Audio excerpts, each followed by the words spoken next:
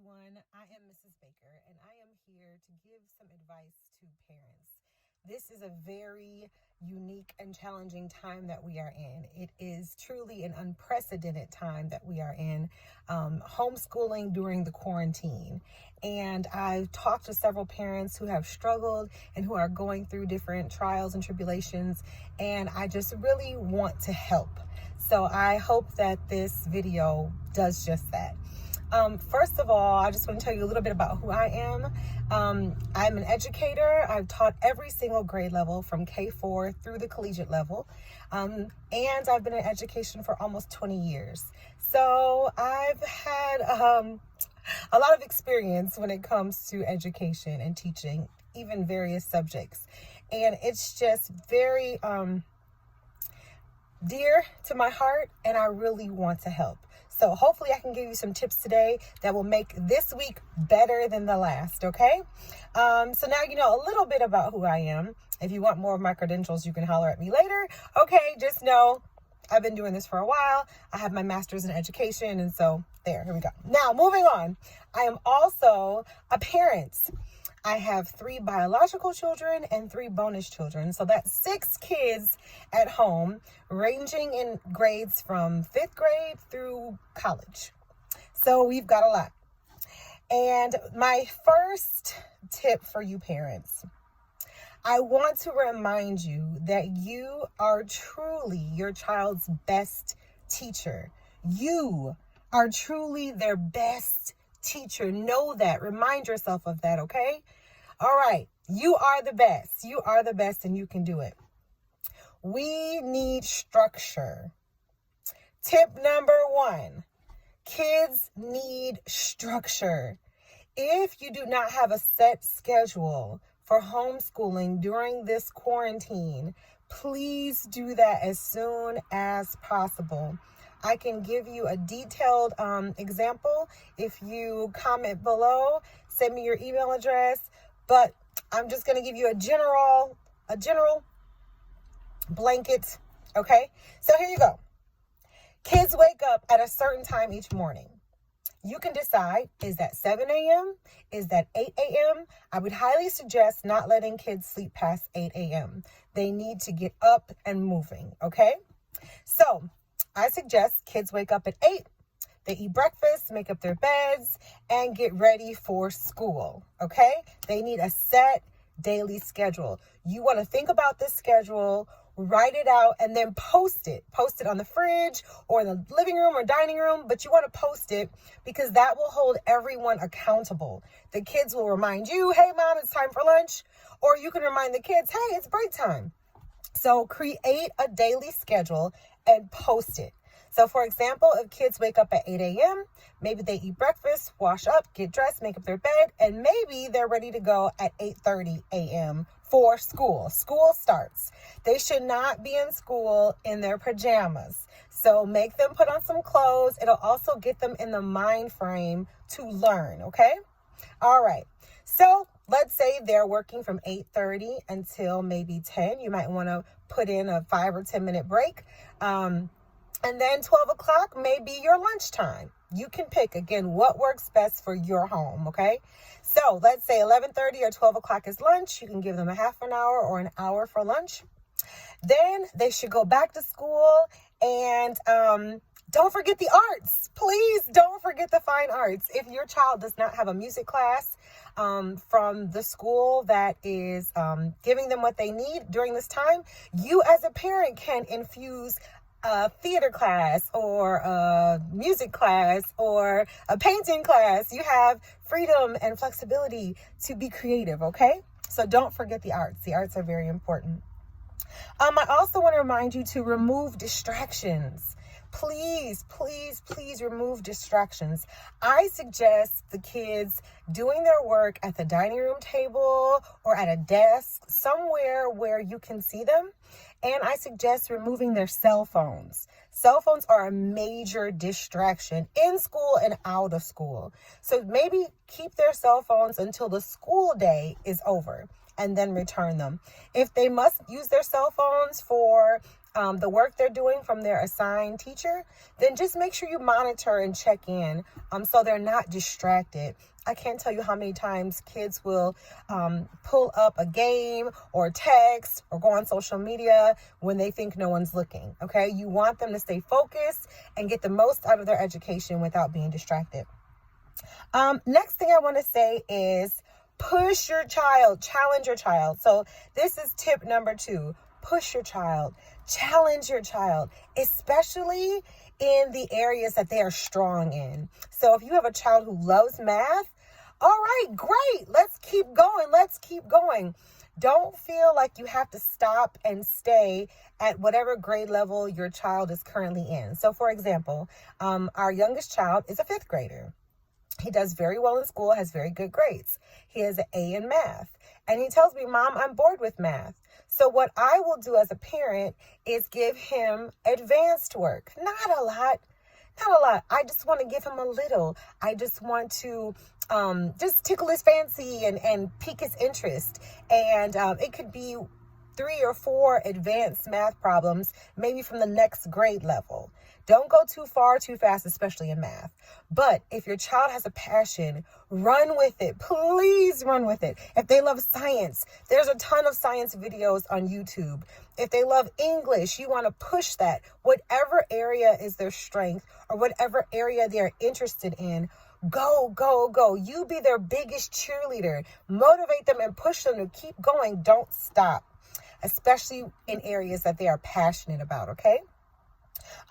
Then next, let's say the school day is over. So if your kids homeschool from 8:30 a.m.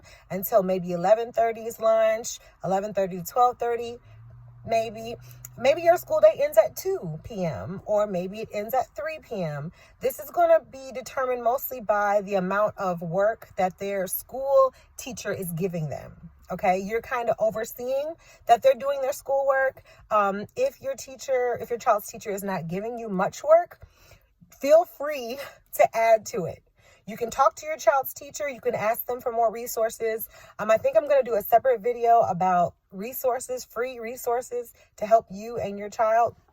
But don't forget hobbies. So if the school day is over, hey, the learning doesn't have to end. Let's explore some hobbies. If your child likes to draw, they can watch an artistic video, a how-to video.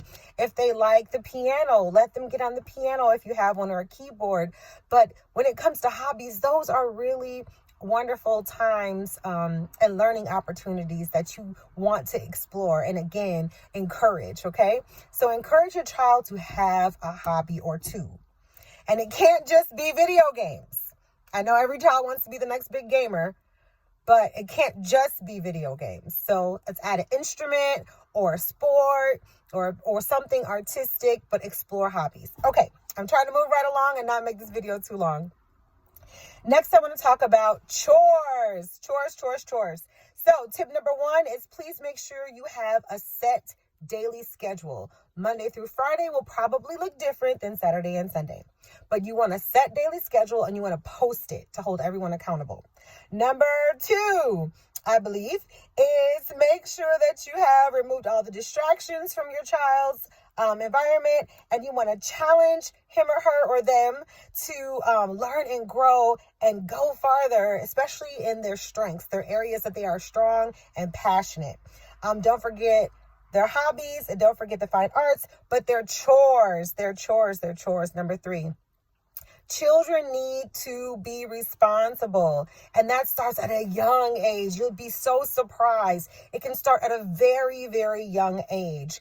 Everyone in the home should contribute to the home.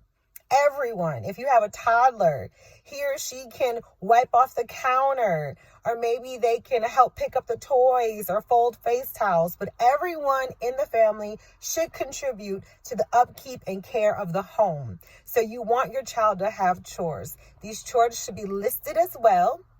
And it's up to you if you want to reward them with an allowance or not. It's totally up to you. Some people do, some don't. Some parents say, I'll give you an allowance based on how well you do your chores, but it's totally up to you. There is no pressure, but you want to teach your child responsibility, especially during this time that they are at home for basically 24 hours a day, 7 days a week. Then after they've done their chores, had some free time, you'll probably have dinner and then bedtime. Please give your children a bedtime. Please, please, please, please, please. Again, we have children in our home ages 11 through 19, and everyone has a bedtime. So you can stagger the bedtimes if you have elementary, middle, high school students in the collegiate level. But there needs to be a time where everything shuts off and you can just relax, think, daydream, pray, meditate before going to bed. Children need rest in order to grow, to concentrate, to think properly. They need that downtime. So set a time. I suggest maybe 8:30 p.m., but you decide, okay? You're the parent. You know what's best for your home, but they need a bedtime. They need time to unwind and to just relax before going to sleep. Number four is read. Please read. If your children see you read, they are more likely to read themselves. They are. As a parent, I will sometimes grab a book and I would say, it's reading time. Everyone grab a book. Sometimes my kids will say, well, how long do we have to read? I may set a timer. I may set the kitchen timer for 30 minutes, or I may set the timer for an hour. But I want them reading. And if you think that maybe your child doesn't like reading, I just want to motivate you to explore different types of books. I believe there is an author for every child. If your child doesn't like reading, they probably haven't discovered their favorite author yet. So you just got to keep trying. But reading. And parents, if you lead by example, it'll make it so much easier. Also, you might want to have your child take a few notes if they're reading a chapter book, or you think they're really not reading. They start on page 1 and then they claim they're on page 90. 10 minutes later, you may want to give them a piece of paper and say, hey, jot down a few notes from each chapter just so I can learn about what you're reading. But reading is so important. I can't stress it enough. It'll help them when they go back to school. It'll help them in life. They can read for fun. They can read for information. It doesn't even matter what type of book they're reading per se, as long as they're reading. And last but not least, I think this is point number 5. Have fun. Have fun and believe in yourself. You can do it. You can do it. I know it's not easy, especially if you're a single parent. It can be quite challenging, but you can do it. Have fun. On a Saturday, you could turn a math lesson into a baking lesson. Make cupcakes, bake a cake, make cookies, talk about measurement.